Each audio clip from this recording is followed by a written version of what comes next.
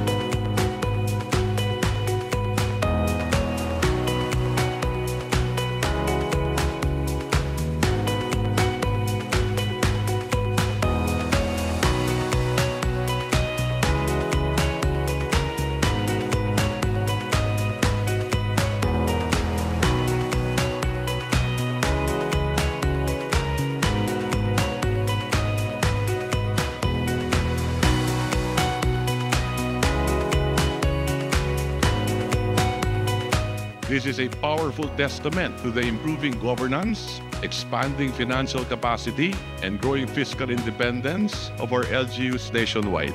Ibig sabihin rin po nito, mas nagiging inklusibo ang pag-unlad ng ating ekonomiya at mas maraming Pilipino mula sa iba't ibang sulok ng bansa ang nakikinabang sa patuloy na progreso. That is exactly our goal. Ang tuluyan ng mayangat ang bawat riyon, syudad, komunidad at pamilyang Pilipino mula sa kahirapan. Because this is how we will break the cycle of poverty.